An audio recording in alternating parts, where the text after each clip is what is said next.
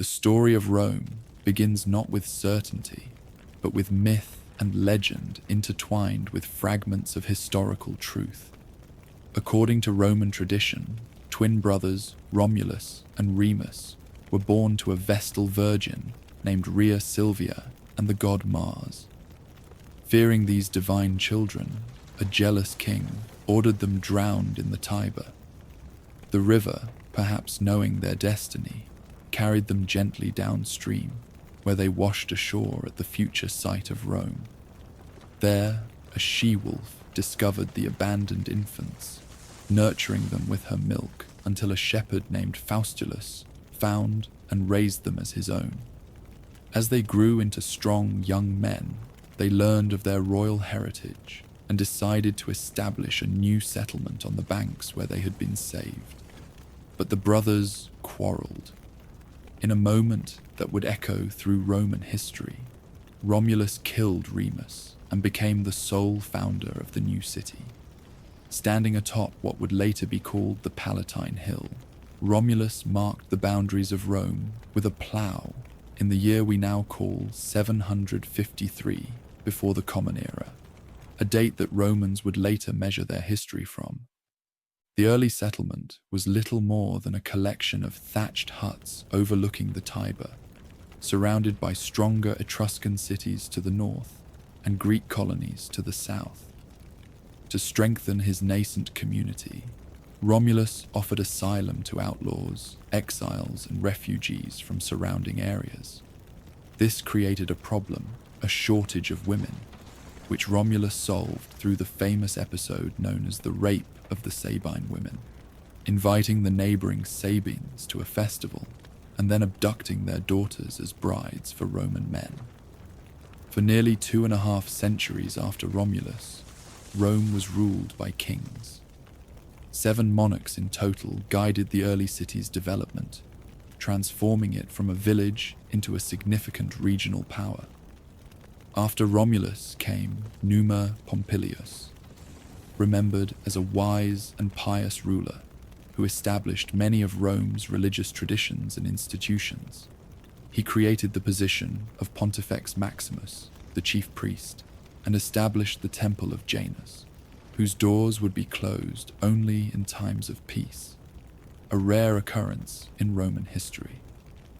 The third king, Tullus Hostilius, expanded Roman territory through warfare against neighboring Alba Longa. Under his rule, Rome absorbed the Alban population after their defeat, establishing a pattern of assimilation that would serve Rome well throughout its history. The famous combat between the Heraci and Curiati triplets, representing Rome and Alba Longa respectively, dates from this period, a symbolic battle that decided the fate of both cities without full-scale war.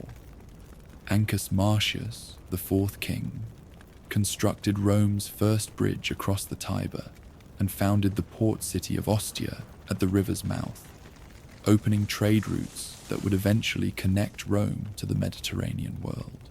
He also expanded the city's boundaries to include the Janiculum Hill, providing better defense for the growing settlement. With the fifth king, Tarquinius Priscus, Etruscan influence became prominent in Roman culture. He initiated the construction of the Great Temple of Jupiter on the Capitoline Hill and the Circus Maximus for chariot races.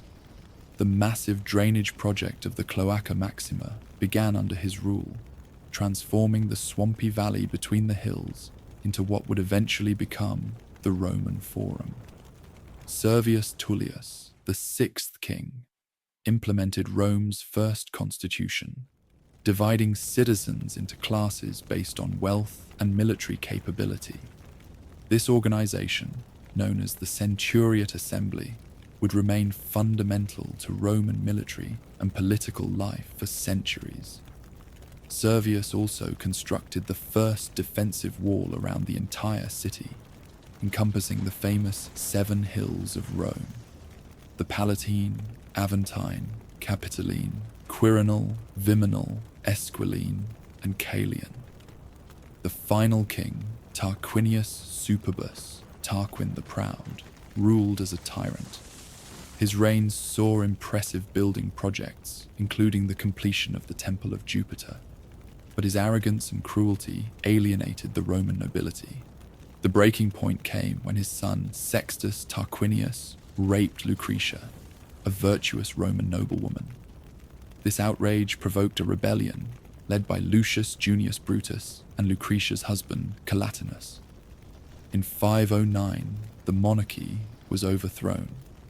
Tarquin and his family fled into exile, and the Roman Republic was born. This new system of government, designed to prevent the concentration of power in any single individual, would shape not only Rome's future, but influence political thought for millennia to come. Looking back at this foundational period, we can see how Rome's early experiences shaped its character. From its beginnings, Rome displayed remarkable adaptability, absorbing influences from Etruscans and Greeks while developing its own distinct identity. The early Romans established traditions of military discipline, practical engineering, and legal organization that would serve as foundations for their later empire. The city that began as a small cluster of villages grew to include multiple settlements across the 7 hills, connected by paths that would become the famous streets of Rome. By the end of the monarchy, the population had swelled to perhaps 35,000 people, making it one of the larger cities in central Italy, though still modest compared to what it would become. Roman society in this early period was organized around the family, with the paterfamilias, male head of household, wielding nearly absolute authority over his dependents.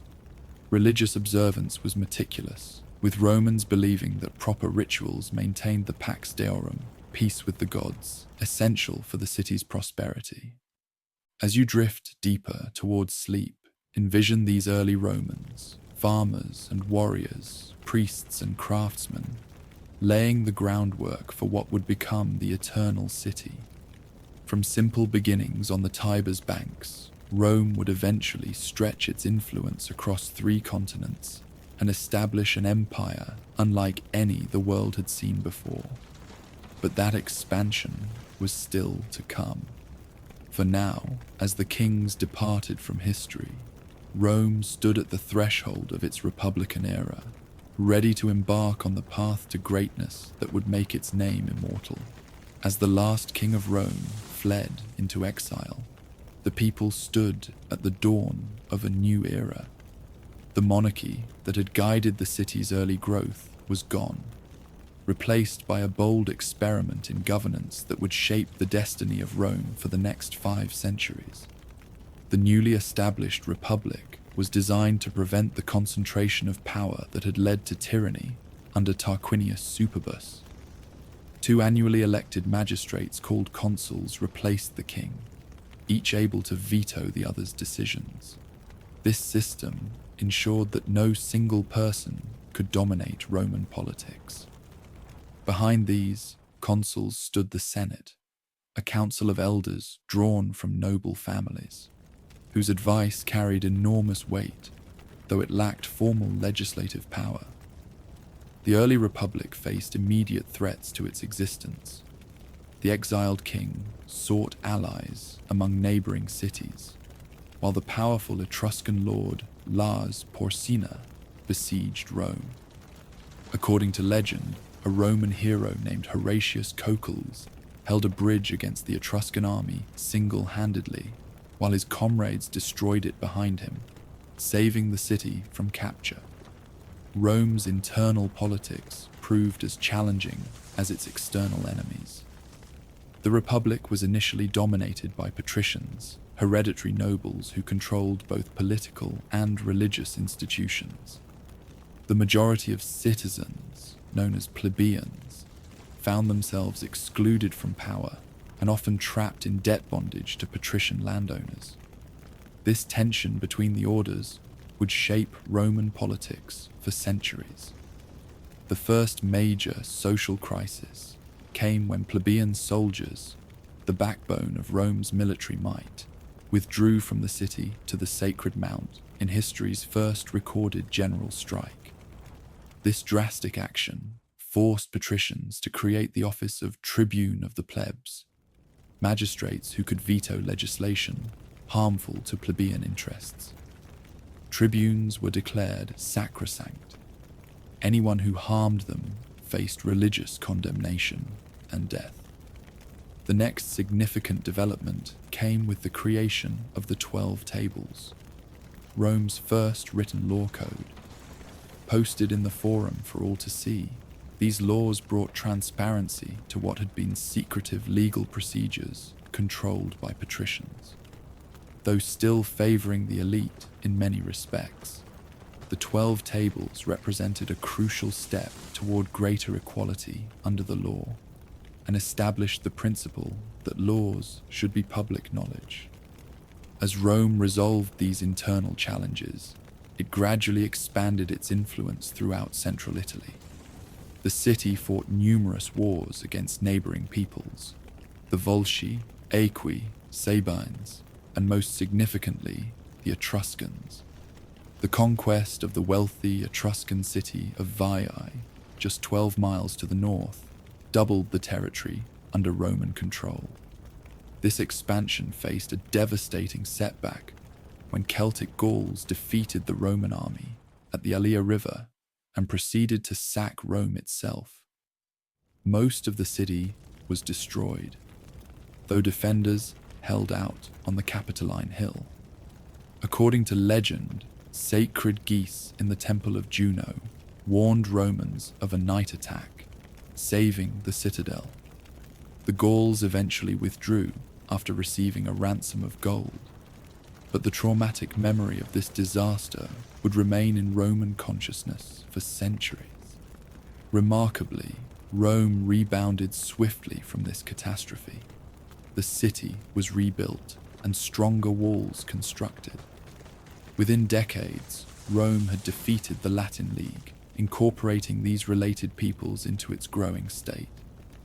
Some Latin communities received full Roman citizenship, others partial rights, establishing patterns of graduated citizenship that would become a hallmark of Roman statecraft. The middle years of the Republic saw significant political reforms. The Licinian Sextian laws required that one consul must be a plebeian, opening the highest office to non-patricians. Over subsequent decades, plebeians gained access to all major magistracies and religious offices.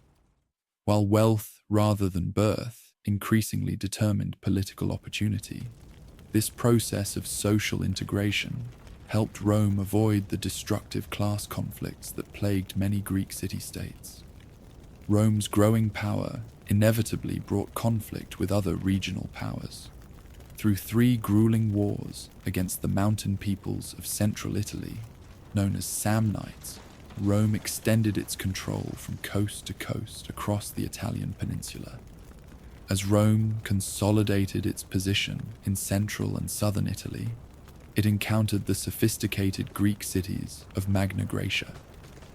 The most powerful of these, Tarentum, felt threatened by Roman expansion and called for help from Pyrrhus, king of Epirus in Greece. Pyrrhus arrived in Italy with a formidable force, including war elephants previously unknown to Romans. Despite winning several battles against Roman armies, Pyrrhus suffered such heavy casualties that these Pyrrhic victories depleted his forces.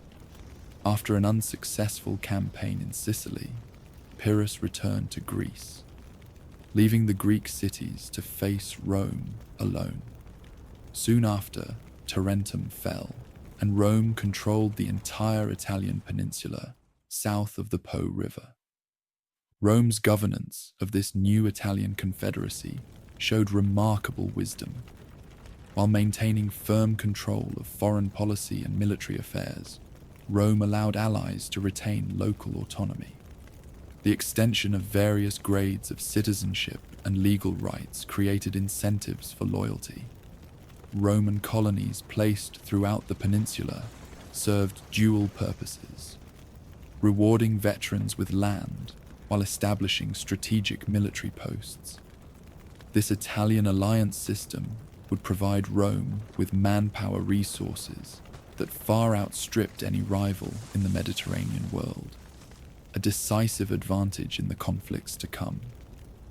United Italy represented a geopolitical revolution in the ancient world, a large territorial state with centralized leadership, but flexible enough to accommodate local diversity. Rome's attention soon turned beyond Italy to Sicily, where Carthage, a powerful maritime empire centered in North Africa, controlled the western portion of the island. When a group of Italian mercenaries called Mamertines requested Roman protection against the Syracusans and Carthaginians in Sicily, Rome faced a momentous choice. Intervention would mean war with Carthage, a naval power with centuries of maritime experience that Rome lacked. The Senate's decision to accept the Mamertines' appeal triggered the First Punic War. This conflict forced Rome to develop naval capabilities from scratch. After early defeats, Romans captured a Carthaginian ship and used it as a template to build their own fleet. They equipped these vessels with a corvus, a boarding bridge, that allowed Roman soldiers to use their superior infantry skills in naval combat. Despite catastrophic losses to storms and battle, Roman persistence eventually prevailed. Carthage ceded Sicily to Rome, paying a substantial indemnity. The Second Punic War brought Rome closer to destruction than any conflict since the Gallic sack. The brilliant Carthaginian general Hannibal Barca led an army, complete with war elephants, from Spain across the Alps into Italy. He inflicted 3 catastrophic defeats on Roman armies at the Tiber River, Lake Trasimene, and most devastatingly at Cannae, where perhaps 50,000 Romans perished in a single day. Despite these disasters, Rome refused to surrender. While Hannibal marched through Italy, gaining allies among disaffected Roman subjects, Rome raised new armies. The general Quintus Fabius Maximus adopted delaying tactics, avoiding direct confrontation, while a young commander named Scipio took the war to Spain and then Africa. Faced with a threat to Carthage itself, Hannibal was recalled from Italy. At the Battle of Zama, Scipio, now called Africanus, defeated Hannibal, ending the war. Carthage surrendered its navy, its overseas territories, and its political independence, becoming a Roman tributary state. Victory over Carthage established Rome as the dominant power in the Western Mediterranean. Roman attention turned eastward to the Hellenistic kingdoms that had emerged from Alexander the Great's empire. The Roman legions defeated King Philip V of Macedonia and subsequently overcame the Seleucid king Antiochus III at Thermopylae and Magnesia. The ancient kingdom of Macedonia was divided into 4 republics under Roman supervision. Greece itself came under direct Roman rule. The same year, a Third Punic War ended with the complete destruction of Carthage. These conquests transformed Roman society profoundly. Enormous wealth flowed into Italy from the new provinces, enriching the state treasury and private individuals. Slaves captured in war became abundant, changing the nature of Italian agriculture as small farms gave way to large estates worked by slave labor. Many displaced rural citizens migrated to Rome, creating social tensions in the crowded capital. The republican political system, designed for a small city-state, struggled to administer a vast Mediterranean empire. Governors sent to rule provinces often exploited their positions for personal gain. Successful generals commanded the loyalty of their troops, creating potential threats to civilian authority. The traditional values of simplicity, duty, and self-sacrifice that Romans called mos maiorum, the way of the elders, seemed to wane as luxury and ambition increased. These changes set the stage for the tumultuous final century of the Republic. Tiberius Gracchus was elected tribune and proposed redistributing public land to address rural poverty. His legislation provoked fierce opposition from wealthy senators who eventually murdered him. The first political assassination in Rome for centuries. A decade later, his brother Gaius Gracchus met a similar fate after proposing more radical reforms, including grain subsidies for urban citizens. These events shattered the traditional consensus of the ruling elite and established political violence as a tool in Roman politics. In the decades that followed, ambitious generals like Marius and Sulla used their military power to intervene in political disputes. Sulla's march on Rome marked the first time a Roman general turned his army against the city itself. After defeating his rivals in a bloody civil war, Sulla had himself appointed dictator and conducted systematic purges of his enemies through proscription lists, public postings naming those to be killed, and their property confiscated. Though Sulla eventually retired, his actions created a dangerous precedent. 3 powerful men, Pompey, Crassus, and Julius Caesar, formed an unofficial coalition known as the First Triumvirate to dominate Roman politics. Caesar secured command in Gaul, where his brilliant campaigns conquered modern France and briefly invaded Britain, earning him unprecedented wealth, military experience, and popularity. When the alliance fractured, the Senate aligned with Pompey against Caesar. Ordered to surrender his command, Caesar instead crossed the Rubicon River with his army, igniting civil war with the famous declaration, "The die is cast." After defeating Pompey's forces, Caesar became dictator of Rome, implementing numerous reforms, including a new calendar. His increasing honors and lifetime dictatorship alarmed Republicans who saw him as aspiring to monarchy. On the Ides of March, conspirators led by Brutus and Cassius assassinated Caesar in the Senate House. Rather than restoring the Republic, Caesar's murder triggered renewed civil war. His adopted son, Octavian, joined with Mark Antony and Lepidus in the Second Triumvirate to hunt down Caesar's killers. After defeating Brutus and Cassius at Philippi, the triumvirs divided the Roman world among themselves.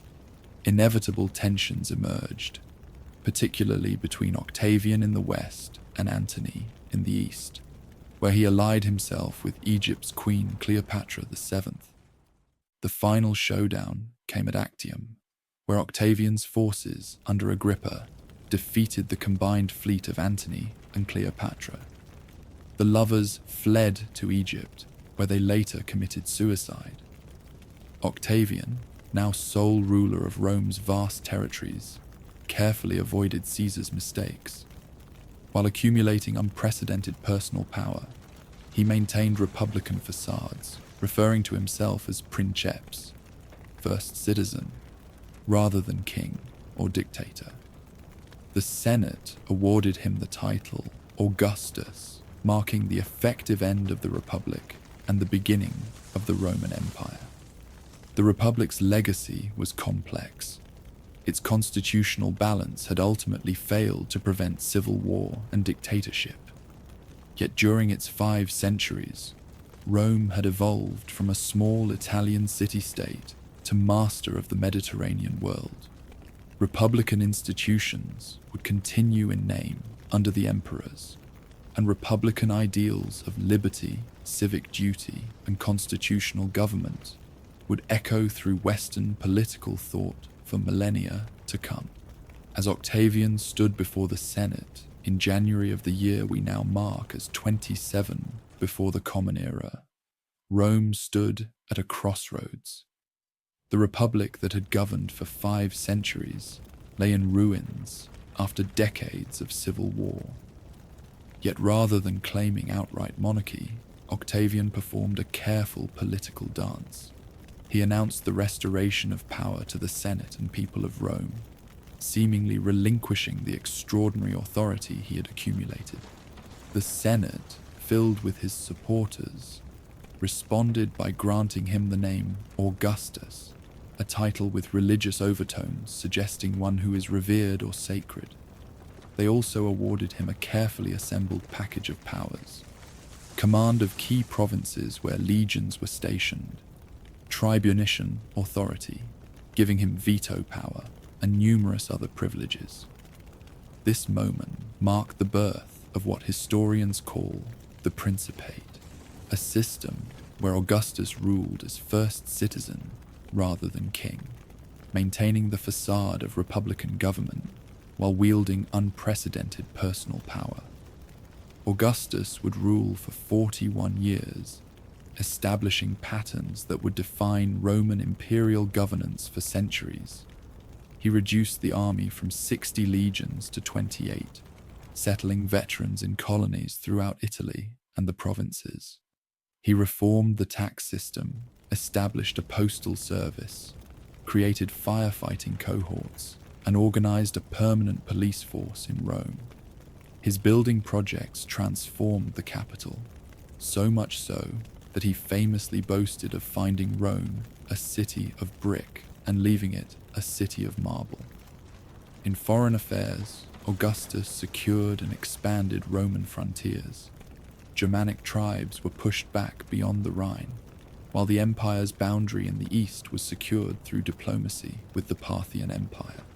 Spain was finally fully conquered after centuries of resistance, and the Danube became Rome's northern frontier in Europe. Perhaps most crucially, Augustus created a stable system of succession, something that had eluded the Republic in its final decades. Having no son, he gradually elevated his stepson Tiberius to prominence, ensuring a smooth transfer of power upon his death. Tiberius, a capable general but reluctant ruler, began a dynasty known as the Julio-Claudians that would govern Rome for more than 50 years. His rule started well, but grew increasingly dark after he withdrew to the island of Capri, leaving affairs of state to the ambitious Praetorian prefect Sejanus.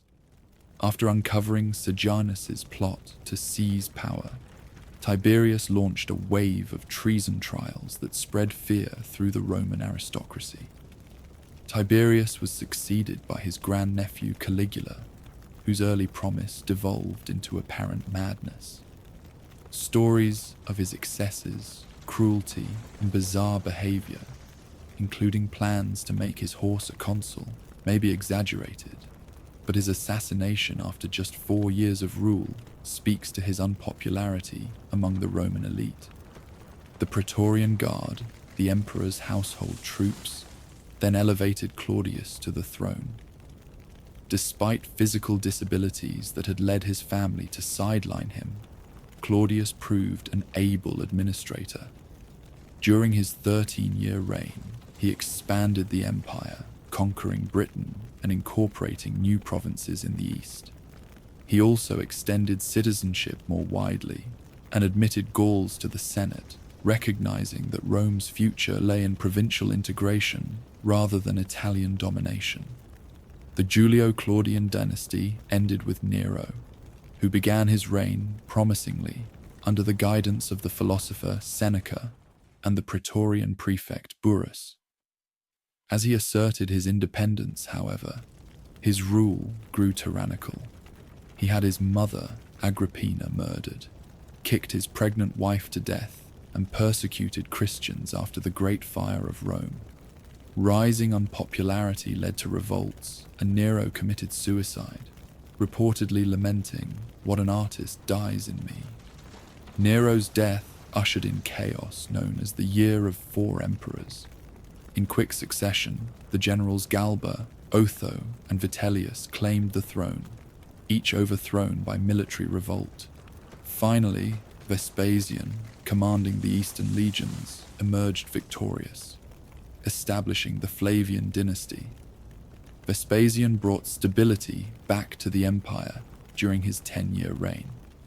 a man of humble origins with a practical approach to governance. He restored fiscal responsibility after Nero's extravagance. His greatest architectural legacy was beginning construction of the Flavian Amphitheatre, better known today as the Colosseum, built on the site of Nero's opulent palace as a gift to the Roman people. His eldest son, Titus, succeeded him, just months before Mount Vesuvius erupted, destroying the cities of Pompeii and Herculaneum. Titus handled this and other disasters, including a fire in Rome, with such compassion that he was widely mourned when he died after just 2 years of rule. The final Flavian emperor was Domitian, whose 15-year reign witnessed significant military activity along the Danube frontier and in Britain. While an effective administrator, his autocratic tendencies alienated the Senate. His assassination brought the Flavian dynasty to an end. The Senate then selected one of its own members, the elderly Nerva, as emperor. With no natural heir and limited military support, Nerva adopted the popular general Trajan as his successor, establishing a pattern of adoptive succession that would serve Rome brilliantly for nearly a century. Trajan, born in Spain, became the first emperor from outside Italy. His 19-year reign saw the Roman Empire reach its greatest territorial extent. He conquered Dacia, roughly modern Romania, incorporating its gold mines into the empire. His most ambitious campaign annexed Armenia, Mesopotamia, and parts of Parthia, briefly extending Roman rule to the Persian Gulf. Though some of these eastern conquests would be abandoned by his successor, they represented the high watermark of Roman expansion. Beyond military glory, Trajan was celebrated for his domestic policies. His extensive building programs included a massive forum in Rome and projects throughout the provinces. He established the Alimenta, a welfare program providing support for poor children in Italy, and was generally regarded even by later Romans as the optimal emperor against whom others were measured. On his deathbed, Trajan may have adopted his relative Hadrian, though some suspected the adoption was fabricated by Hadrian's supporters. Regardless, Hadrian became emperor and immediately shifted imperial policy. Recognizing that the empire had reached its practical limits, he withdrew from Trajan's eastern conquests and focused on consolidation rather than expansion.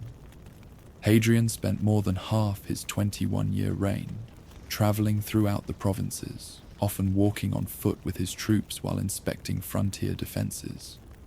In Britain, he ordered the construction of a massive wall spanning the island's narrow northern waist, creating a barrier against tribal incursions that stands partially intact today. Similar frontier works were strengthened throughout the empire, establishing clear boundaries in place of continued expansion.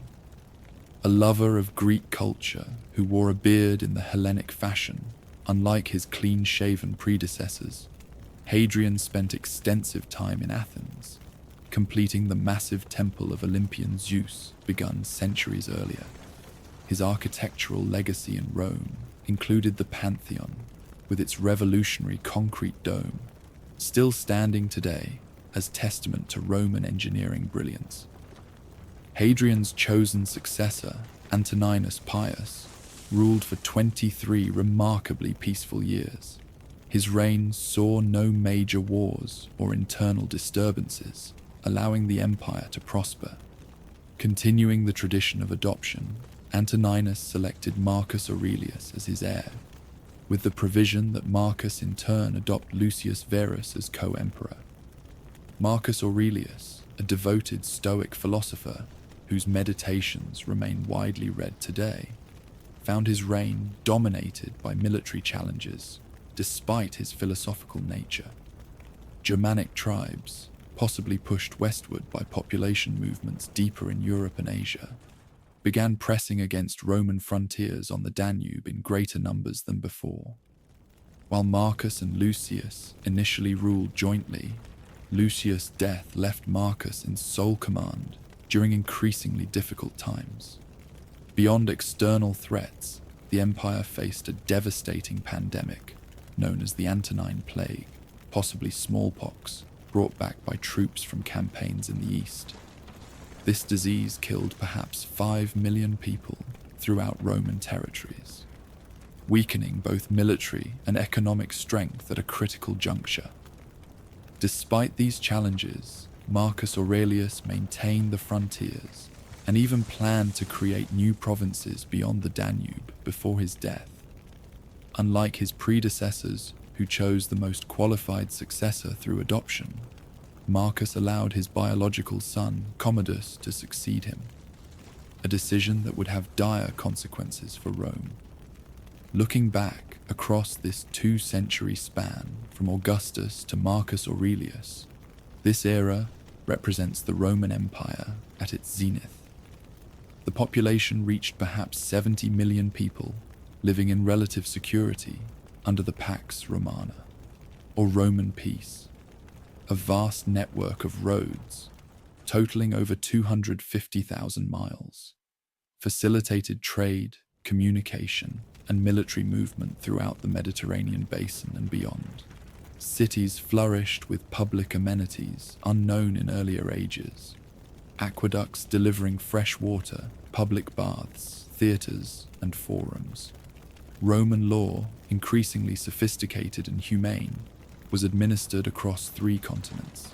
Literature and art thrived during this period as well. Virgil's epic poem, the Aeneid, Ovid's Metamorphoses, the histories of Tacitus, the biographies of Suetonius, and the letters of Pliny the Younger all date from this era. While innovations in science lagged behind literary achievements, practical knowledge in fields like architecture, engineering, agriculture, and medicine made daily life for Romans more comfortable than for any large population before them. Perhaps most significantly, this period saw the birth and early spread of Christianity. Jesus of Nazareth lived and died during the reign of Tiberius, and the new religion slowly spread throughout the empire despite sporadic persecution. By the time of Marcus Aurelius, Christian communities existed in most major cities, laying foundations for developments that would transform the later empire.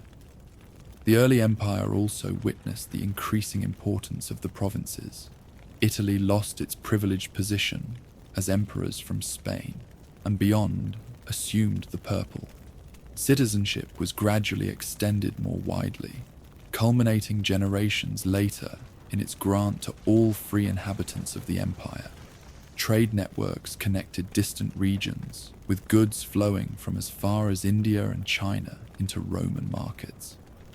This remarkable era of stability and prosperity rested on several pillars. The Augustan settlement that balanced imperial power with respect for tradition. The adoption system that produced a series of capable rulers. Frontiers secure enough to prevent major invasions. And an economy that, despite its limitations by modern standards, generated sufficient surplus to maintain urban civilization and a standing army of nearly 400,000 men. As Marcus Aurelius drew his final breath on the Danubian frontier, none could foresee that this golden age was ending. The accession of Commodus would mark the beginning of troubles that would test the resilience of the imperial system in ways its creators never imagined. Yet the achievements of the early empire would echo through the centuries, creating an ideal of peace, prosperity, and good governance that would inspire civilizations long after Rome itself had fallen. The golden age of the Roman Empire began to dim as Commodus assumed the purple following the death of Marcus Aurelius. Unlike his philosophical father, Commodus had little interest in the burdens of governance. Handsome and athletic, he preferred the gladiatorial arena to the council chamber. He often fought in staged combats, charging the imperial treasury enormous sums for his appearances and boasting of thousands of victories against opponents who dared not defeat him. While Commodus indulged his fantasies, renaming Rome Colonia Commodiana and styling himself as the reincarnation of Hercules, the machinery of empire continued functioning through the efforts of experienced administrators. Yet his capricious executions of senators and officials created a climate of fear. On the final day of the year, he was strangled in his bath by his wrestling partner Narcissus, part of a plot involving his inner circle, who feared they would be next to face his wrath. After Commodus's assassination, the venerable General Pertinax was elevated to the throne by the Senate. His attempts to restore discipline among the Praetorian Guard proved fatal. They murdered him after just 3 months, when he refused their demands for a special bonus. What followed was perhaps the most shameful episode in Roman history. The Praetorians literally auctioned the empire to the highest bidder. Didius Julianus, a wealthy senator, won this dubious honor, but his reign lasted only 66 days. Provincial armies, disgusted by events in Rome, put forward their own commanders as imperial candidates. From this chaos emerged Septimius Severus, commander of the Pannonian legions, who marched on Rome, disbanded the disgraced Praetorians, and established a new dynasty. Severus was a capable soldier who secured his position through a combination of military victories and ruthless elimination of rivals. Born in Leptis Magna in North Africa, he was the first emperor from that continent and spoke Latin with an accent. His reign brought significant changes to Roman governance, particularly the increasing militarization of the administration and greater reliance on equestrians rather than senators for key positions. During his 18-year rule, Severus conducted successful campaigns in the east against the Parthian Empire, creating the new province of Mesopotamia with its rich farmlands. He also traveled to Britain to strengthen Hadrian's Wall and campaign against the Caledonians in Scotland. It was there, in the northern outpost of Eboracum, modern York, that he died, reportedly advising his sons to enrich the soldiers and scorn everyone else. Those sons, Caracalla and Geta, were intended to rule jointly, but their hatred for each other made cooperation impossible. Within a year, Caracalla had his brother murdered in their mother's arms and ordered a damnatio memoriae, erasing Geta from official records and monuments. Caracalla then embarked on a reign of terror against his brother's supporters. Despite his cruelty, Caracalla issued one of the most significant edicts in Roman history, the Constitutio Antoniniana, granting Roman citizenship to all free men within the empire. While partially motivated by a desire to increase tax revenue, this decree formalized the evolution of Rome from city-state to universal empire, where citizenship was defined by law rather than ethnic origin. Caracalla was assassinated while campaigning in the east, stabbed to death by a soldier as he relieved himself along a road.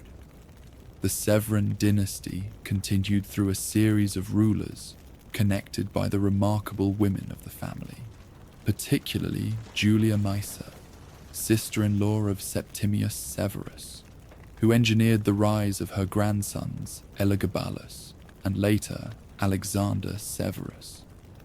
Elagabalus scandalized Rome with his religious devotion to the Eastern Sun, god whose name he bore, attempting to make this cult supreme over traditional Roman worship. His alleged effeminacy, including reports that he married a male charioteer, further alienated traditional Romans. After 4 years, the Praetorians murdered him and threw his body into the Tiber. Alexander Severus, just 13 when he ascended the throne, ruled under the regency of his mother Julia Mamaea. His 13-year reign attempted to restore good relations with the Senate and traditional values, but military challenges were mounting.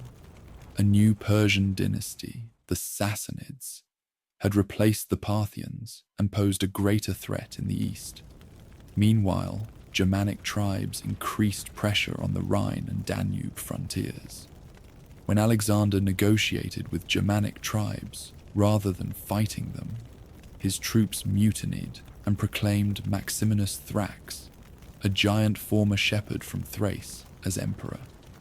Maximinus represented a new type of emperor, a soldier of humble origins with little education or refinement, who rose through military merit alone. Though an effective general, his harsh taxation to fund military campaigns made him deeply unpopular with civilians. The Senate, desperate to restore their influence, supported a revolt led by the elderly governor Gordian and his son in Africa. When they were quickly defeated, the Senate appointed two of their own members, Pupienus and Balbinus, as co-emperors. Maximinus marched on Italy, but was murdered by his own troops as they besieged Aquileia. The Senate's appointees were themselves soon killed by the Praetorian Guard, who elevated the 13-year-old Gordian III, grandson of the earlier claimant.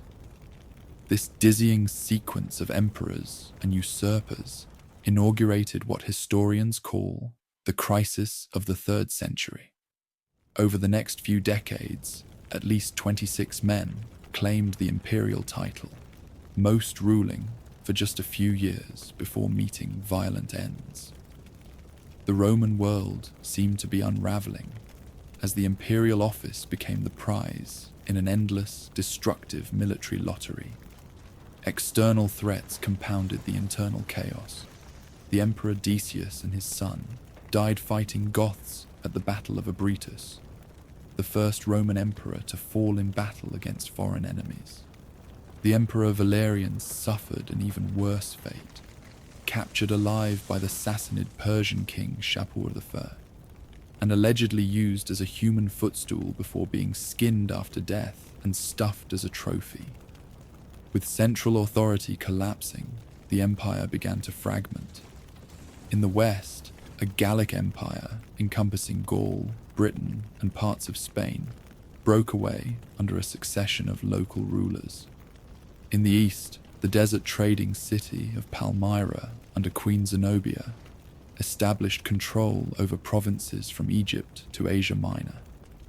Economic crisis accompanied political disintegration as the currency was repeatedly debased to pay the armies, triggering severe inflation.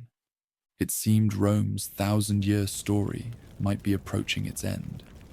Yet even in this darkest hour, resilient structures and capable individuals emerged to pull the empire back from the brink. The turning point came with the accession of Claudius II Gothicus.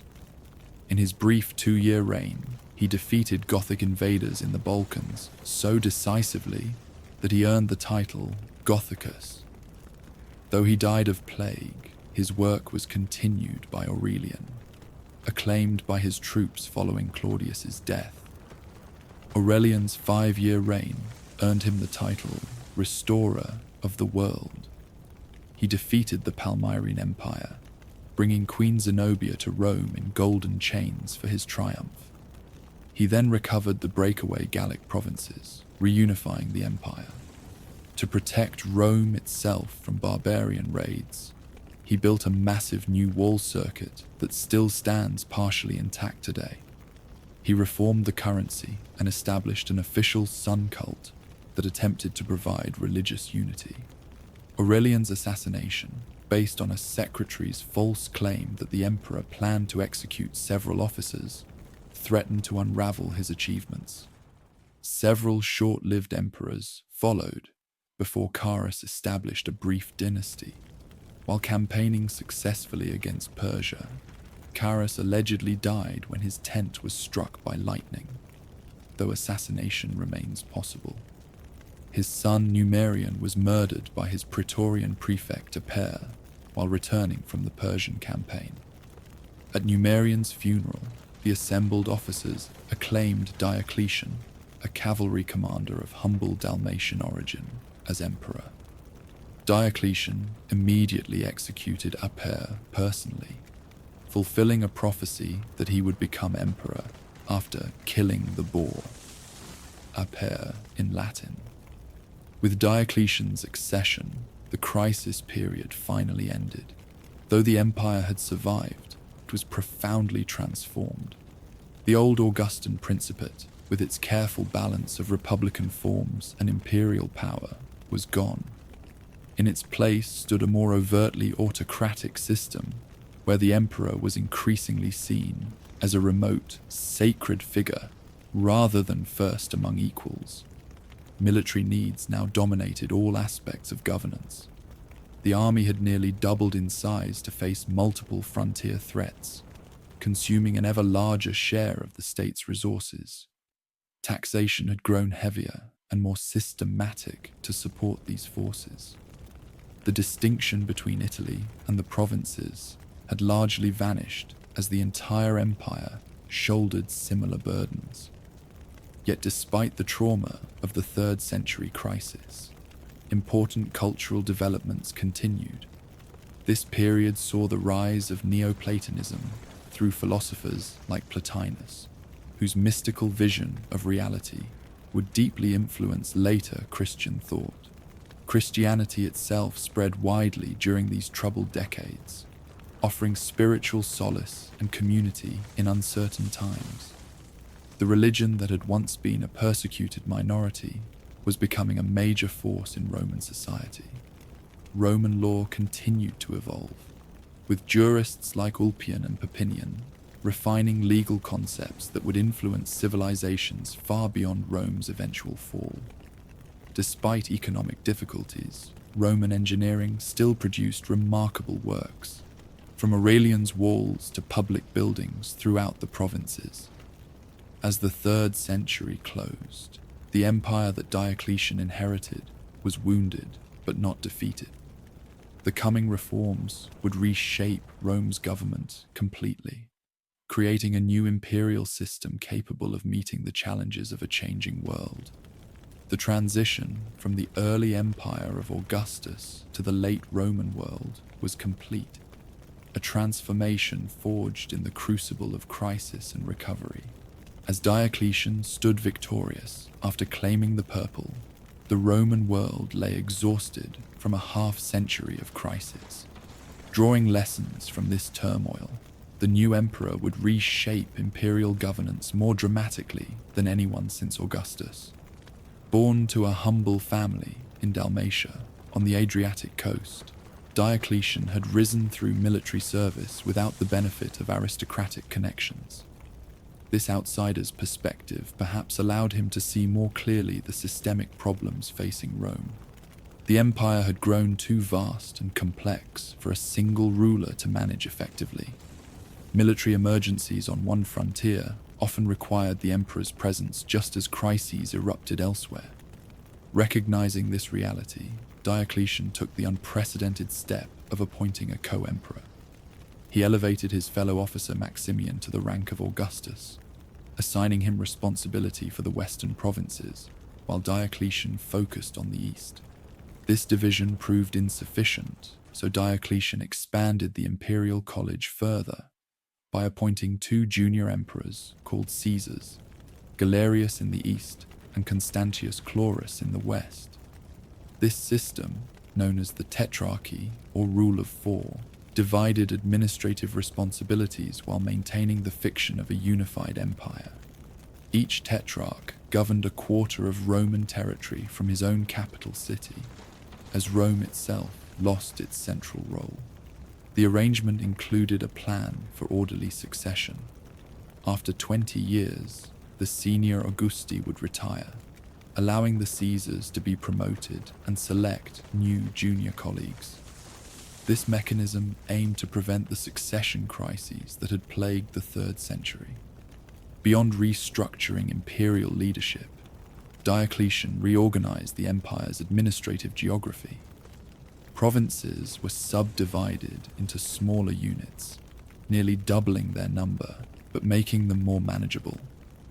These provinces were grouped into 12 dioceses, themselves organized into 4 prefectures corresponding to each tetrarch's territory.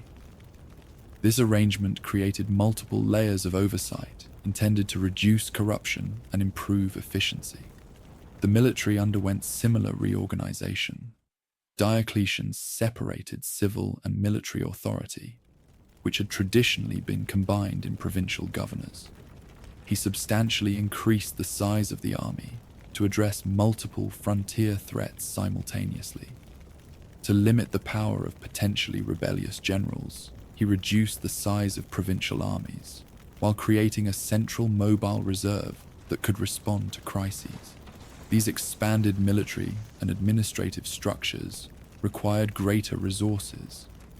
Diocletian implemented a comprehensive census to identify taxable wealth and individuals. His new tax system required payment in kind, rather than increasingly worthless currency, with set quotas of produce and goods collected from each region.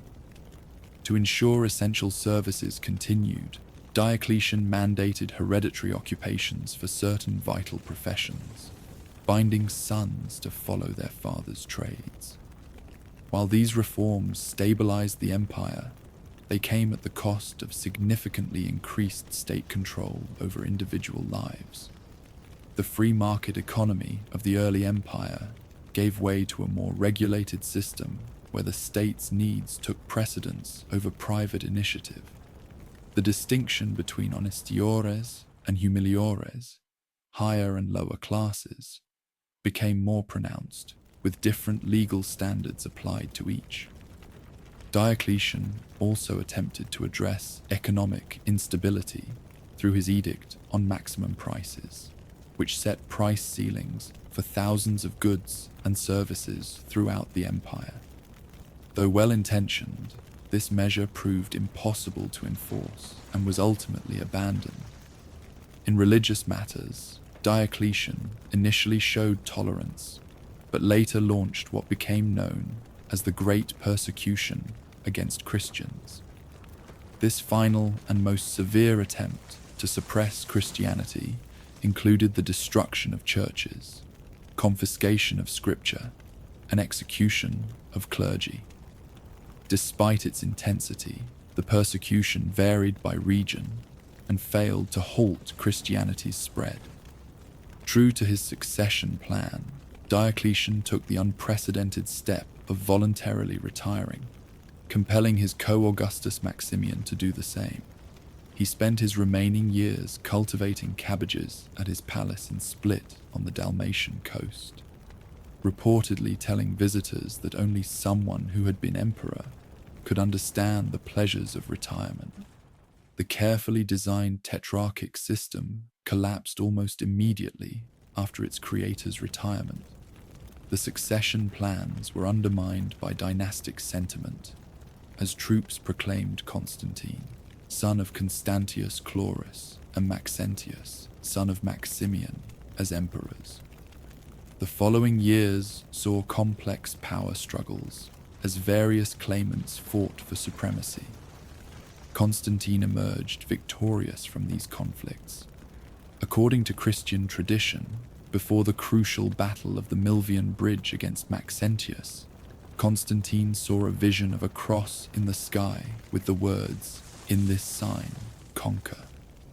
Whether motivated by genuine conversion or political calculation, Constantine's embrace of Christianity would transform the Roman world. The Edict of Milan, issued jointly with his eastern colleague Licinius, formally ended the persecution of Christians and restored their confiscated property. Though not making Christianity the official state religion, the edict granted it legal status and imperial favor. Constantine later defeated Licinius to become sole ruler of a reunited empire. Perhaps Constantine's most consequential decision was founding a new capital on the site of the Greek city Byzantium. Dedicated as Constantinople, it occupied an unparalleled strategic position, controlling the strait between Europe and Asia. This new Christian city, free from Rome's pagan associations, would serve as the imperial capital for over 1,000 years. Constantine maintained many of Diocletian's administrative reforms while softening their harsher aspects. He created a new gold currency, the solidus, which maintained its value for centuries, bringing monetary stability after decades of inflation. His religious policies favored Christians without directly suppressing traditional worship, beginning a gradual transition that would accelerate under his successors. After Constantine's death, the empire passed to his 3 surviving sons, Constantine II, Constantius II, and Constans. Their reigns were marked by fratricidal conflict and continuing religious tensions, particularly surrounding the Arian controversy about Christ's divine nature. Constantius II emerged as sole emperor, ruling until his death. The brief reign of Julian the Apostate, Constantine's nephew, marked the last serious attempt to restore traditional Roman religion. Raised as a Christian, but secretly converting to paganism, Julian sought to revitalize classical culture and reduce Christian privileges during his 18-month rule. His death fighting the Persians ended this religious counter-revolution. The emperors who followed Julian maintained Christianity's favored position. Under Theodosius I, Christianity became the official state religion. The Edict of Thessalonica established Nicene Christianity as the empire's sole legitimate faith, while subsequent edicts closed pagan temples and prohibited traditional sacrifices. The millennium-old religious traditions that had sustained Rome since its founding were now officially abandoned. Theodosius faced significant external challenges beyond religious matters.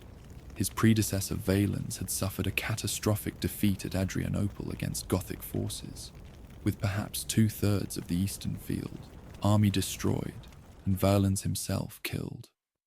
This battle demonstrated the growing military threat posed by Germanic peoples seeking land within the empire.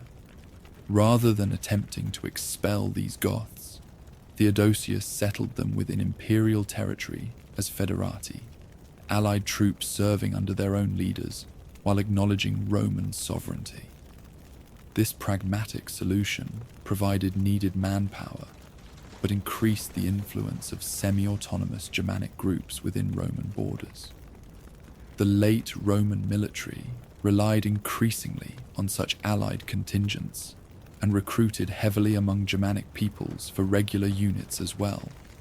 The stereotype of effete Romans hiring barbarians to fight their battles is oversimplified. Many Romans still served, and many barbarians were thoroughly Romanized. Nevertheless, the army's ethnic composition changed significantly from earlier centuries.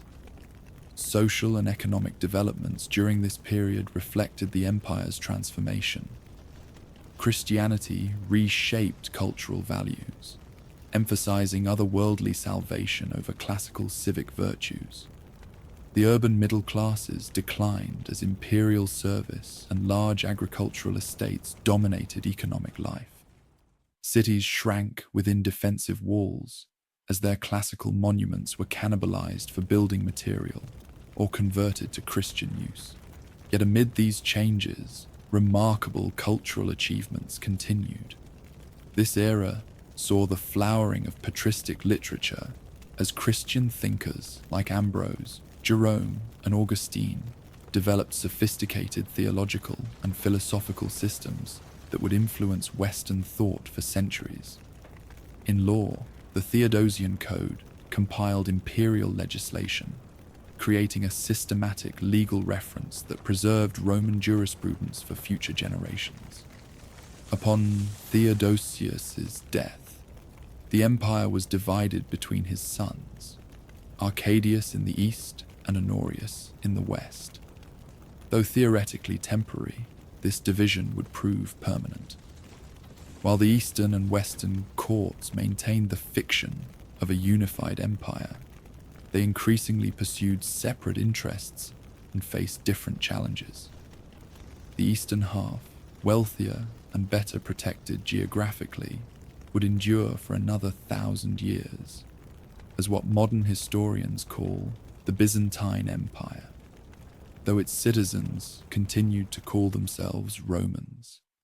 The western half faced existential challenges that would lead to its collapse within a single lifetime. As the 4th century closed, the transformed Roman state bore little resemblance to the Principate of Augustus. The emperor now ruled as an Oriental-style monarch, addressed as Dominus rather than Princeps. Officials bowed before the imperial presence, which was increasingly secluded behind elaborate court ceremonial. Christianity had displaced traditional religion, altering fundamental assumptions about society and human purpose. Yet for all these changes, the essential continuity of Roman governance remained. The empire still controlled roughly the same territories as under the Antonines. Latin and Greek remained the languages of administration. Roman law still regulated daily life. Citizens still identified as Romans, even as what that identity meant evolved with changing circumstances.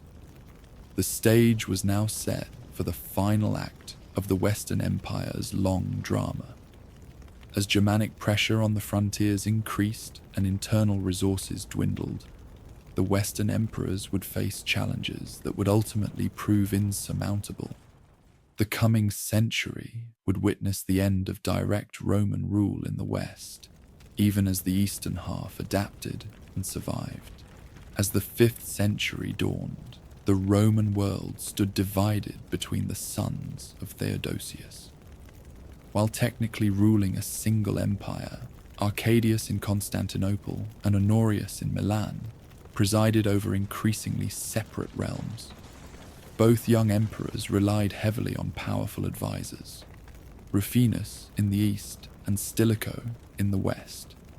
The resulting court intrigues would weaken imperial authority at precisely the moment when Rome faced its greatest external challenge. The catalyst for the coming crisis was the arrival of the Huns from the Eurasian steppes. Their westward migration pushed Germanic peoples against and ultimately across the Roman frontiers in unprecedented numbers. The most immediate threat came from the Goths, who, after the death of their leader Fritigern, united under an ambitious new king named Alaric. Alaric's Goths settled within the empire as federati since their victory at Adrianople, felt mistreated by imperial authorities. When their demands for better terms were rebuffed, they revolted and began moving through the Balkans, alternately negotiating with and threatening both Eastern and Western imperial courts. Stilicho, himself of partial Vandal ancestry, but thoroughly Roman in culture and loyalty, handled the Gothic threat with a combination of military action and diplomacy. However, his efforts were undermined by suspicion from both imperial courts, each fearing he sought to control the entire empire. After Stilicho's execution on charges of treason, the Western Empire lost its most capable defender. With Stilicho gone, Alaric saw opportunity. He invaded Italy and accomplished what had not happened in 8 centuries, the sack of Rome itself. Though the Goths remained in the city only 3 days and the damage was relatively contained, the psychological impact on the Roman world was immense. Jerome, writing in Bethlehem, lamented that the bright light of all the world was put out, and the whole world perished in one city. After Alaric's death, shortly after the sack, the Goths moved into Gaul and eventually settled in Aquitaine as Roman federates. Meanwhile, other Germanic peoples had crossed the frozen Rhine during a particularly harsh winter, pouring into Gaul and eventually Spain. These included Vandals, Sueves, and Alans, who established their own territories within nominally Roman provinces. The Western imperial government, now based in Ravenna, for better security than Rome, struggled to respond to these multiple incursions. Increasingly, real power rested with the master of soldiers, the supreme military commander, rather than the emperor himself. For nearly 2 decades, that position was held by Flavius Aetius, sometimes called the last of the Romans. While Aetius worked to maintain what remained of Roman authority in Gaul, a new threat emerged in North Africa. The Vandals under their king, Gaiseric, crossed from Spain to Africa, conquering the wealthy provinces that had long supplied Rome with grain. By seizing Carthage, they established a powerful kingdom and built a fleet that would dominate the Western Mediterranean. As these settlements of Germanic peoples within the empire were unfolding, the Western Empire faced its most fearsome opponent, Attila the Hun. Having already ravaged the eastern provinces and defeated imperial armies, Attila turned westward, invading Gaul. Aetius cobbled together a coalition of Roman forces and Germanic federates, including Visigoths, that confronted the Hunnic army at the Battle of the Catalonian Plains. This desperate defense halted Attila's advance in Gaul. The following year, Attila invaded Italy. Rome seemed doomed until an embassy led by Pope Leo I somehow persuaded the Hun to withdraw. While later accounts would attribute this to divine intervention, practical factors likely included disease in Attila's army, food shortages in ravaged Italy, and possibly bribes from Constantinople. Attila's death shortly after this campaign and the subsequent collapse of Hunnic power gave Rome a brief respite. That same year, however, court intrigue led to the murder of Aetius on the orders of Emperor Valentinian III. The emperor himself was assassinated by Aetius's supporters months later, ending the Theodosian dynasty in the west. What followed was a rapid succession of short-lived emperors, many mere puppets of powerful military commanders. Majorian, who ruled for just a few years, represented the last serious attempt to restore Roman power in the west. His efforts to rebuild the military and recover North Africa from the Vandals ended with his defeat and execution. After Majorian, Western emperors controlled little beyond Italy itself, with various Germanic kingdoms establishing effective independence in former provinces. In Spain, the Sueves controlled the northwest, while Visigoths expanded their territory from Aquitaine. In Gaul, Burgundians ruled the southeast, while Franks gradually increased their power in the north. Britain, abandoned by imperial forces decades earlier, had developed its own post-Roman society, increasingly influenced by Saxon settlers. By the later decades of the 5th century, the Western emperors had become irrelevant to most of the former provinces. Real power in Italy rested with the military commander Ricimer and, after his death, with his successors Gundobad and finally Orestes. Orestes installed his young son Romulus as emperor, though the boy exercised no actual authority. Germanic troops in Italy, mainly from the Scyrian and Herulian tribes, demanded permanent land grants similar to those given to federates in other provinces. When Orestes refused, they rallied behind Odoacer, a German officer in Roman service. Odoacer overthrew Orestes and deposed Romulus, ending the charade of imperial rule in the west. In a pragmatic solution, Odoacer sent the imperial regalia to Emperor Zeno in Constantinople, signaling that a separate Western emperor was unnecessary. He requested and received the title of patrician, governing Italy nominally as Zeno's viceroy, but effectively as an independent king. Romulus, still a teenager, was permitted to retire to a country estate with a generous pension, an unexpectedly merciful end for a deposed ruler. This moment is traditionally marked as the fall of Rome, or more accurately, the end of the Western Roman Empire. Yet for people living through these events, there was no dramatic collapse. Many of the structures of Roman life continued under new management. Germanic kings issued laws based on Roman models, maintained some form of tax system, and often employed Roman administrators. Several factors contributed to the Western Empire's failure to withstand the pressures that its Eastern counterparts successfully navigated. The West faced more exposed land frontiers and more frequent invasions. Its economy had been less urbanized and more agrarian than the East's, even in better times. The wealthy provinces of North Africa and parts of Gaul that had sustained Western finances were lost to Vandals and Visigoths, creating a spiral of declining resources. Western emperors also suffered from a deficit of legitimacy compared to their Eastern colleagues. The constant civil wars and rapid turnover of rulers undermined confidence in imperial authority. After the sack of Rome, the psychological foundation of empire, the belief in Rome's eternal destiny, was severely damaged in the West. Yet even as direct imperial rule faded, Romanitas, Roman culture and identity, endured. Latin remained the language of administration and literacy. The Catholic Church preserved Roman organizational structures and legal concepts.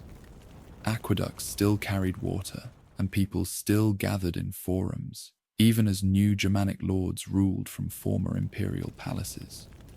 The end of the Western Empire did not mean the end of the Roman world. In the East, the empire continued to flourish from its magnificent capital at Constantinople. The Emperor Zeno and his successors considered themselves the legitimate rulers of the entire Roman world, including the lost western provinces that they hoped to someday recover. In Italy itself, Odoacer's rule would prove brief. Emperor Zeno authorized Theodoric, king of the Ostrogoths, to invade Italy and depose Odoacer. After defeating and eventually murdering his rival, Theodoric established a kingdom that represented one of the most successful syntheses of Roman and Germanic elements in the post-imperial West. As the Western provinces began their gradual transformation into what would eventually become medieval Europe, the idea of Rome retained its powerful grip on the imagination. Germanic kings sought recognition from Constantinople and coveted Roman titles. The church increasingly filled the administrative vacancy left by imperial retreat. And far to the east, the Roman Empire, now Greek-speaking and Christian, but still calling itself Roman, continued to uphold the legacy of Augustus and Constantine. The end of the Western Roman Empire thus marks not a cataclysmic collapse, but a significant transition point in a much longer process of transformation. The political structure created by Augustus 5 centuries earlier had finally failed in the West, but Roman civilization, like a great river dividing around an obstacle, would continue flowing through new channels in the medieval world to come. While the Western Roman Empire faded into history, its eastern counterpart continued to thrive. The citizens of this surviving realm never called themselves Byzantines, a term invented by modern historians. They proudly identified as Romans, Romaioi, in their increasingly Greek speech, the rightful inheritors of Caesar and Constantine. For nearly a millennium after the deposition of Romulus Augustulus, this Eastern Roman Empire would preserve and transform the legacy of Rome. As the 5th century closed, Emperor Zeno faced significant challenges. Religious controversies over the nature of Christ divided Eastern Christians. while Isaurian countrymen from Zeno's mountainous homeland dominated the court, breeding resentment among Constantinople's population. Yet the empire remained intact, with efficient tax collection, professional administration, and military security that the fragmented West could only envy. Zeno's successor, Anastasius, provided 27 years of capable governance. His careful financial stewardship replenished the treasury, while his construction of the long walls protected Constantinople's landward approaches. Though religious tensions continued during his reign, Anastasius maintained the empire's position against Sassanid Persia, its traditional rival in the east. The golden age of the Eastern Roman Empire arrived with the accession of Justinian I. Born to Latin-speaking peasants in the Balkan provinces, Justinian married the remarkable Theodora, whose journey from actress of questionable reputation to imperial consort scandalized conservative circles, but brought a shrewd and determined partner to the throne. Justinian's ambition was nothing less than the restoration of imperial unity. He dispatched his brilliant general Belisarius to recover North Africa from the Vandals. Belisarius accomplished this mission with remarkable speed and efficiency, returning the wealthy grain-producing region to imperial control. Emboldened by this success, Justinian authorized the invasion of Ostrogothic Italy. The Italian campaign proved far more difficult. What was planned as a swift reconquest became a 20-year struggle that devastated the peninsula. Though imperial forces eventually prevailed, capturing Ravenna and defeating the last Gothic resistance, the cost was enormous. Italy, once the heart of Roman power, lay economically ruined. Parts of Spain were also recovered, but Justinian's dream of full Western restoration remained elusive. These military campaigns stretched imperial resources already strained by war with Persia. The situation worsened when bubonic plague reached Constantinople, killing perhaps 40% of the city's inhabitants and spreading throughout the Mediterranean basin. This demographic catastrophe reduced tax revenues and military recruitment, creating fiscal problems that would plague Justinian's successors. Despite these challenges, Justinian's reign witnessed remarkable achievements.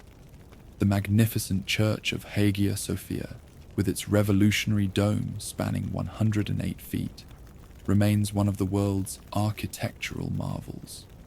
Even more enduring was the Corpus Juris Civilis, a comprehensive compilation and reform of Roman law that preserved classical legal principles for future generations. This legal code would eventually form the basis of many European legal systems and represents one of Rome's most significant legacies to the modern world. After Justinian's death, the empire entered a difficult period.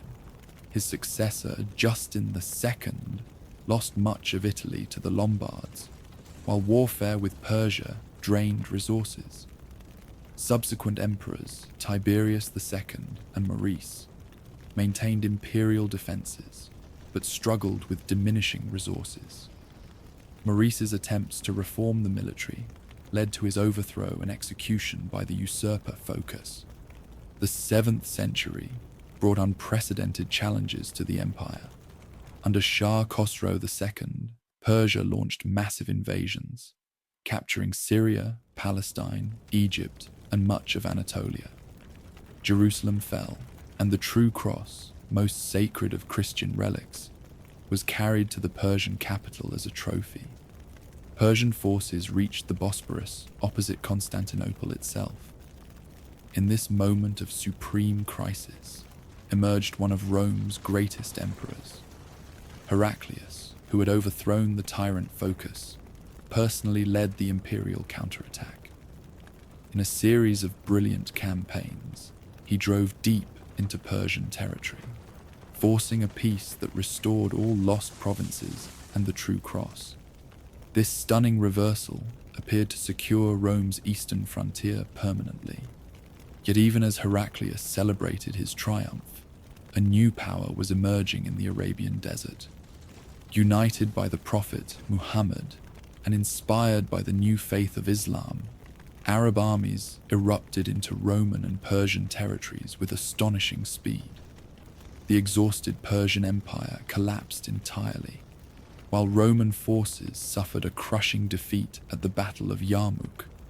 Within a decade, Syria, Palestine, and Egypt, provinces that had been Roman for over 6 centuries, fell under Islamic rule. This catastrophic loss of territory transformed the empire. The remaining realm became more compact, centered on Constantinople, Western Asia Minor, and the southern Balkans. Greek definitively replaced Latin as the language of administration, while the empire took on a more explicitly Christian character. Modern historians often mark this 7th century transformation as the transition from the Eastern Roman to the Byzantine Empire, though contemporaries saw no such division. Despite these massive territorial losses, the empire adapted and survived. The theme system, reorganizing provinces into military districts where soldier farmers defended their own lands, proved an effective response to constant Arab raids. Greek fire, a mysterious incendiary weapon that could burn even on water, gave imperial fleets a crucial advantage in defending Constantinople.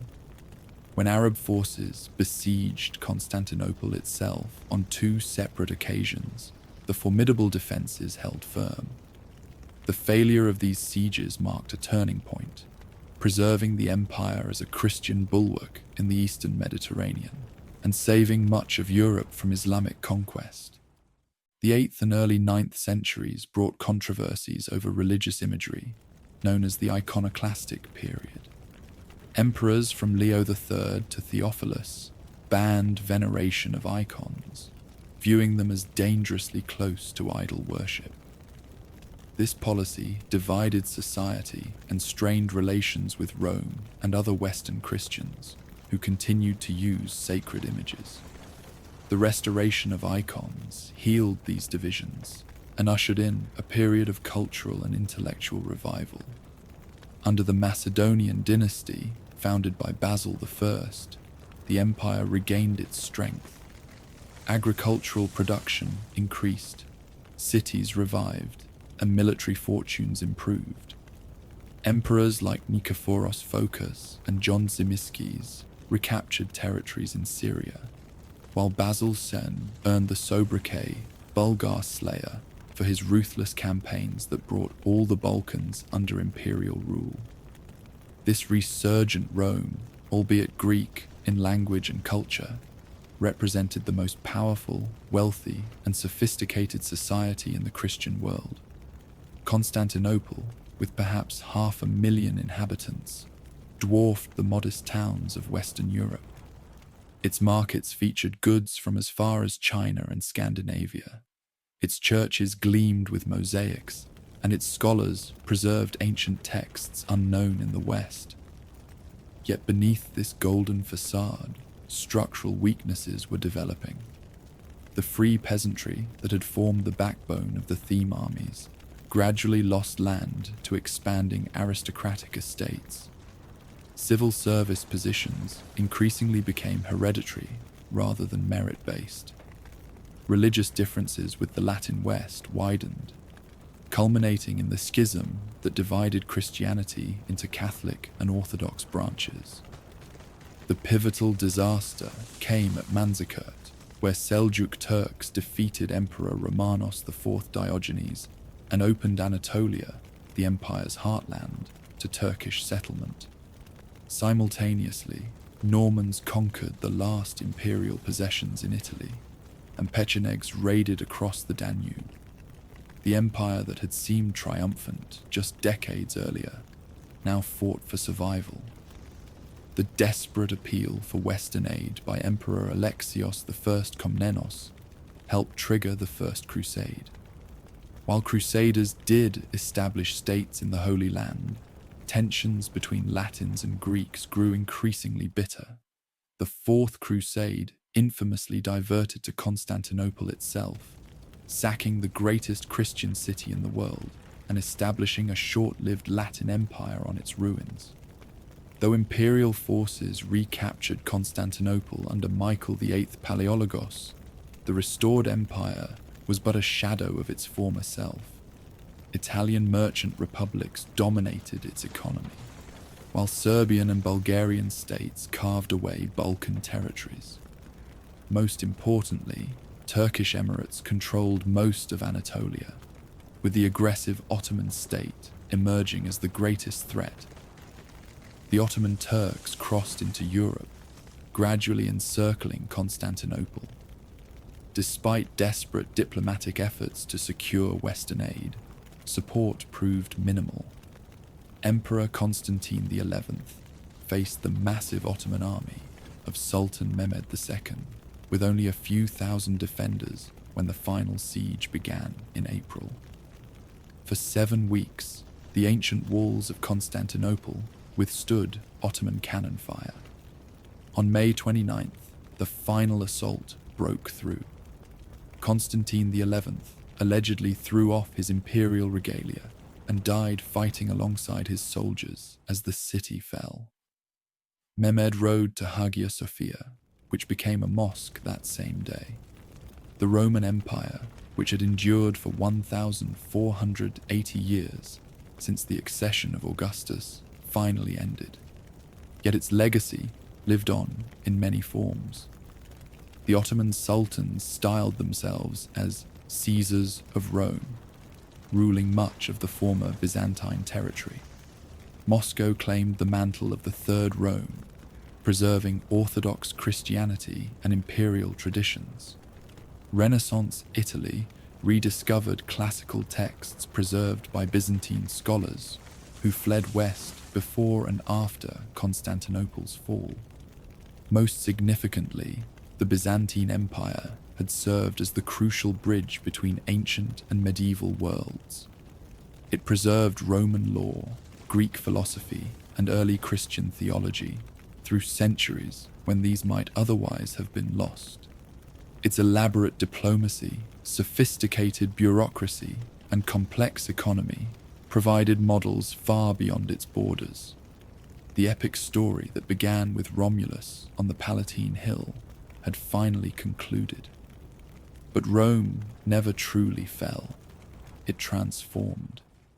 As you drift towards sleep, imagine the echoes of Roman civilization continuing through the laws we follow, the languages we speak, the buildings we admire, and countless other aspects of our world that would be unrecognizable without the enduring legacy of Rome. Though the last emperor, bearing the title of Caesar, fell with Constantinople in 1453, Rome's influence echoes through the centuries to our present day.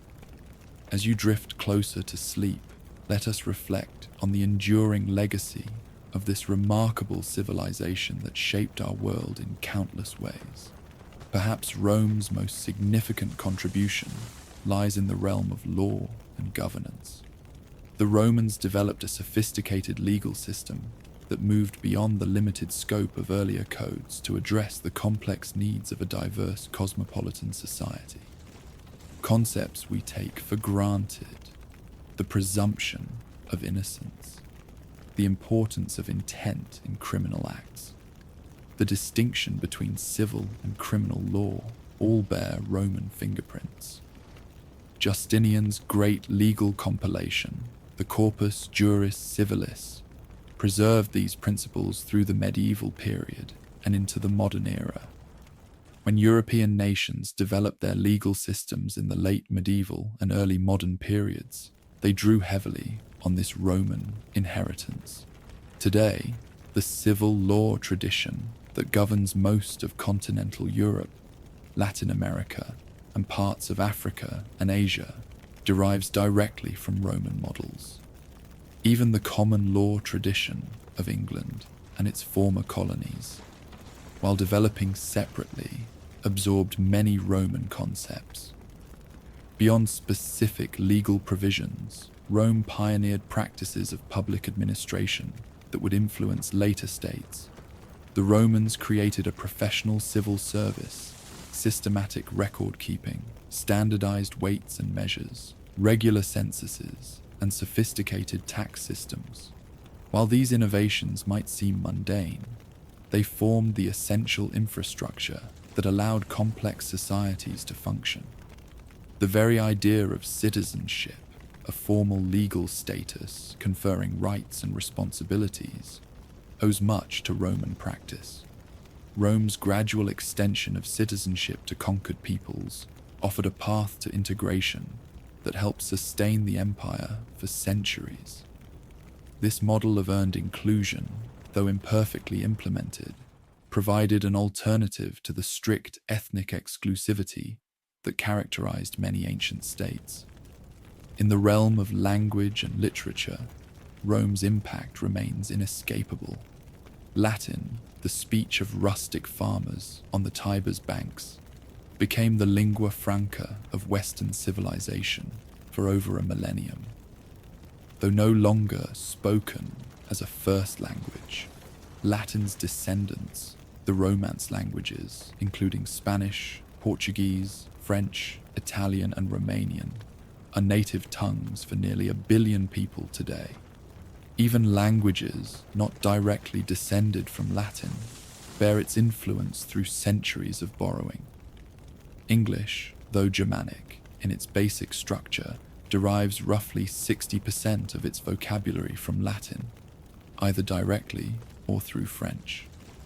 Scientific, legal, and technical terminology throughout the world remains predominantly Latin-based, providing a common vocabulary across linguistic boundaries. Roman literature established forms and themes that would resonate through Western literary tradition. Virgil's epic Aeneid became a touchstone for later poets from Dante to Milton. Ovid's inventive mythological narratives in the Metamorphoses influenced Shakespeare and countless other writers. Cicero's rhetoric provided models for political oratory, while Seneca's philosophical works and tragedies shaped Renaissance drama. The letters of Pliny and the histories of Tacitus continued to influence how we understand the purpose and methods of these genres. The physical legacy of Rome remains equally impressive. Roman engineering transformed the Mediterranean landscape with an infrastructure network of unprecedented scale. Many Roman roads still form the basis of modern highways, their carefully planned routes proving optimal even with today's technology.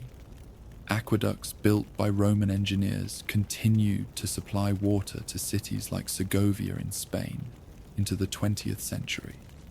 Roman architectural innovations, particularly their refinement of the arch, vault, and dome, made possible buildings of scale and permanence previously unimaginable. Their development of concrete allowed for structures that have endured 2 millennia of earthquakes, floods, and warfare. The Pantheon in Rome, with its perfect dome featuring an oculus open to the sky, remains one of the world's architectural marvels, inspiring buildings from the Renaissance to the present day. In military affairs, Rome's legacy is similarly profound. The legion, a flexible professional fighting force combining heavy infantry with specialized units, provided a model that would influence armed forces for centuries. Roman emphasis on discipline, training, engineering, and logistics, rather than mere courage or numbers, set standards that later successful armies would emulate. Military academies today still study Caesar's campaigns as exemplars of strategic and tactical brilliance. Rome's political legacy presents a more complex picture. The Republic, with its checks and balances, separation of powers, and term limits, influenced the framers of many modern constitutions, particularly America's founders.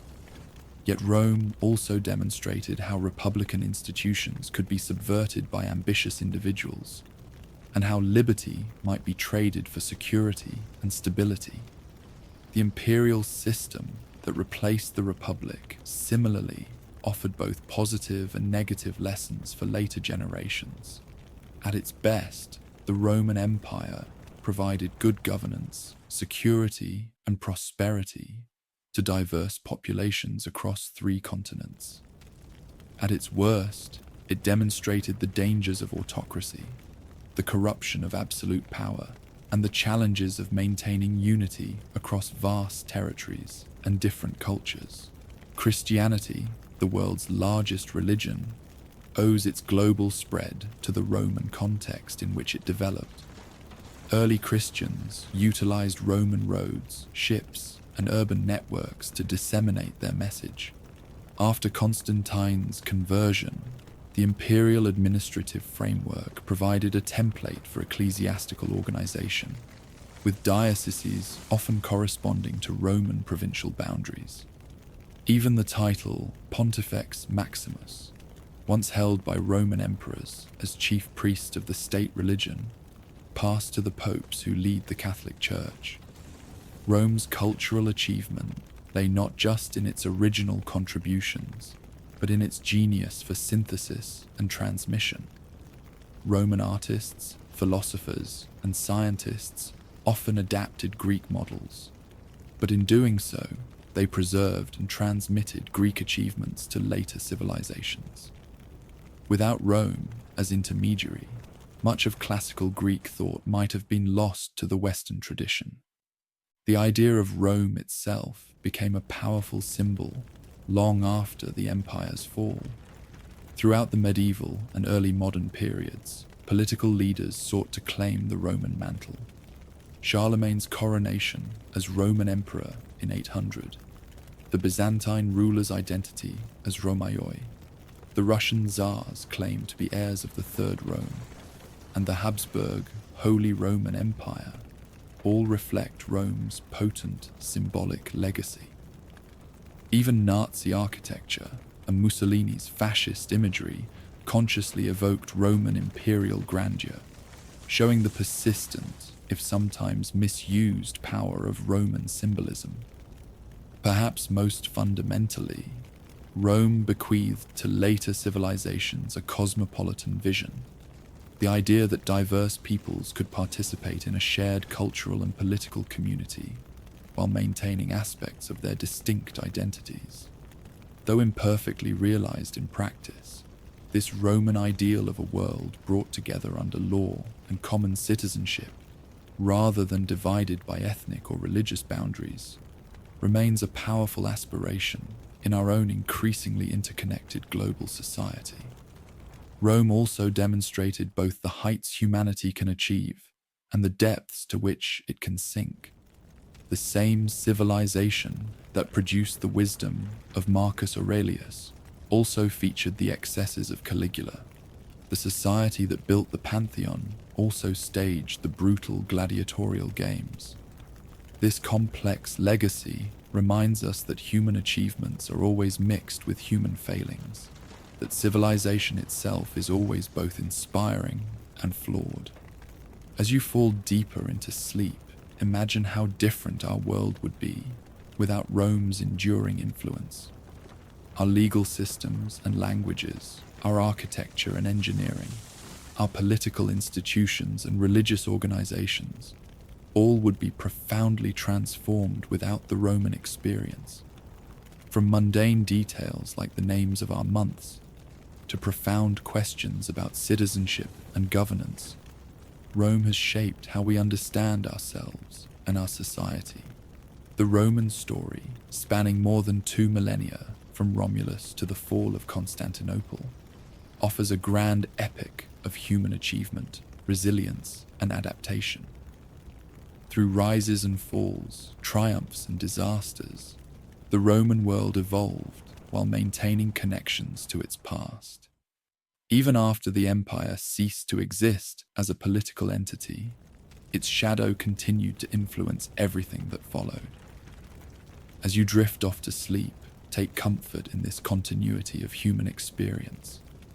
The same stars that shone over Augustus as he transformed Rome from brick to marble now shine on us. The same human hopes, fears, and dreams that motivated Romans for security, prosperity, meaning, and beauty motivate us still. In that shared humanity lies perhaps Rome's most profound legacy of all.